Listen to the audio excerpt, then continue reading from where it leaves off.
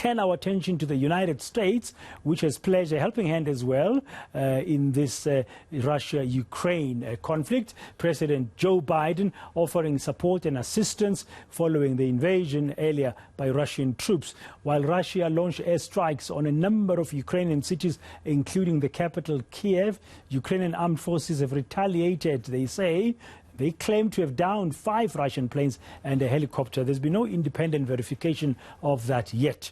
Now, let's speak to the acting Consul General at the U.S. Consulate General in Cape Town here in South Africa, Will Stevens, just to get their sense of what is the latest and try to understand some of the implications of this invasion. And, of course, that possibility that many people are fearing of an all-out war breaking out in Europe. Will, good afternoon, and thank you very much for your time. From the U.S. perspective, I mean, you did warn, and we spoke to you here on eNCA last week, that there is that invasion that's coming, that Vladimir Putin is planning, although the Russians were denying it. It has happened today. Can I ask you first, when you got the news that Russia has now invaded Ukraine and is attacking certain targets and infrastructure in a number of cities, including the capital, Kiev, what did you think?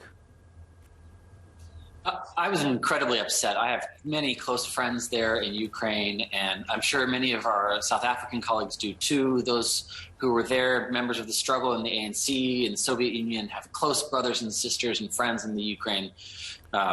So it's really upsetting. This is an entirely unprovoked, premeditated, and unjustified attack. Something that we warned the world about for weeks and weeks. Something that my Russian colleague directly denied would happen, and yet it has. We continue to pray for the people of Ukraine. They are proud and brave, and I hope that they can fight back well. President Biden promised last night to convene our partners and our allies in condemning this completely unjustified act. This is something that is a terrible thing to see. If you remember, I said last week, I hope we're wrong.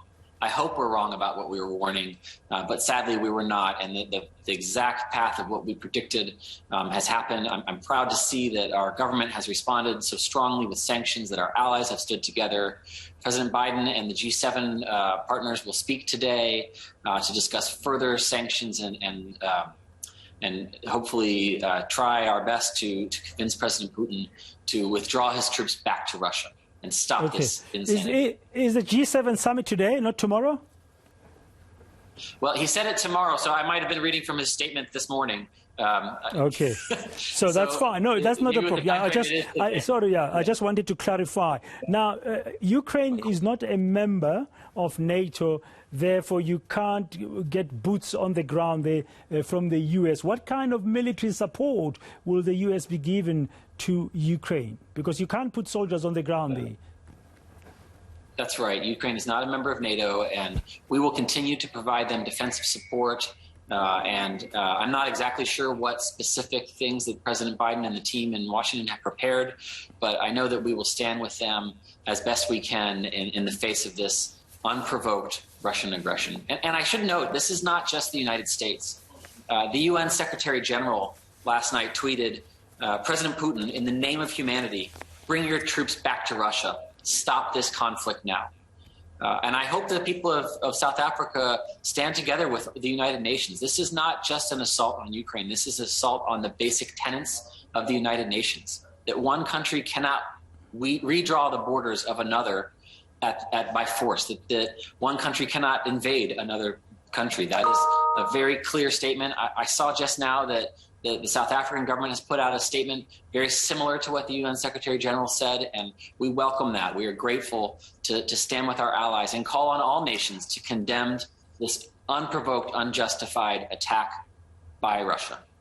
Now, Russia does not see it as an attack. I mean, from the statements I've seen, and even Vladimir Putin addressing the Russian Federation yesterday, I mean, he sees this as a defense against encroachment by the West, getting closer and closer to the border, with the borders of Russia. And he says they will never accept that.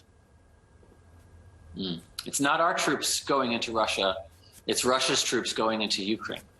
It is not NATO troops anywhere inside of Russia. This is Russian troops, unprovoked, invading their neighbor and sovereign nation, Ukraine.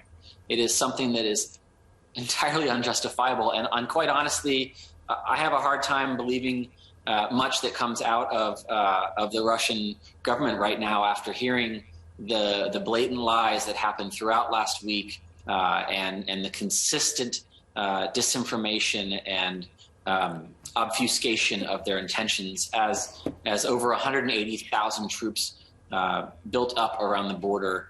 And in fact, I think it's unacceptable and something that we as the world need to stand against. Now, Putin is saying that Ukraine should remain neutral, and he does not. He says Ukraine is a puppet of the West. Those are the words we're seeing coming out of Moscow. What's the view of the U.S.? Should Ukraine be a neutral country? Well, I think the view of what Ukrainian foreign policy should be decided by the people of Ukraine. That is what sovereignty is about. They have the right to self-determination. Again, chartered in the United Nations Charter. Countries can decide on their own how they want to align themselves, what alliances they want to set, what their foreign policy should be up to the democratically elected government and people of Ukraine. And it should not be dictated by a foreign nation. It should not be dictated by Vladimir Putin, especially not at the tip of 180,000 troops and guns. Now, last week when we spoke, you were still hoping that there will be diplomatic efforts and dialogue that will prevent this from happening. Well, they don't seem to have succeeded. Is there still room, in your view, as the United States for more dialogue or new measures to try and resolve this? Because both yourselves and the UK, I just spoke to our UK correspondent now, Oli Barrett in London, Boris Johnson saying they're imposing more overwhelming sanctions against Russia. Joe Biden, your president, has done the same. But is there room for negotiations still to end this, not to further escalate into full-blown war? Yeah, the first and easiest step to peace and negotiations is for President Putin to withdraw his troops back to Russia, to leave the people of Ukraine peacefully and safely where they were before this unprovoked attack. We were seeking diplomacy, we were seeking solutions, and we continue to want that peace, but we're not going to be doing that as long. Well, I'm not sure what's going to happen next, but it's certainly the first step is to adhere to the tenets of the United Nations, withdraw your troops. We will be continuing to put in sanctions together with our G7 allies and partners in the European Union and across the world as a way for Russia to understand the consequences of their actions and of this gross violation of international law. Yeah, now meanwhile, on the ground, I mean, we're seeing people fearful.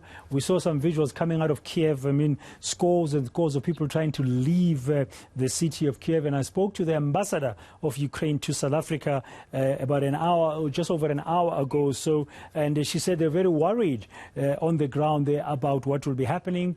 And the president of Ukraine urging citizens to get guns and be armed to defend themselves. So the likelihood of casualties is rising. She said there were losses on the ground, but she had no details. Do you have any numbers for us? I don't have any details on that, but I do know and personally am deeply concerned, as is President Biden and the U.S. government, about the innocent people in Ukraine. It's a proud and peaceful nation, and we pray for them. It is going to be a violent time. Russia alone is accountable for the death and destruction that they are waging in Ukraine. And it is hard to watch. And I think it will be increasingly difficult to stand by. And so it's great to see nations like South Africa and others speak out against this violence and this unprovoked attack.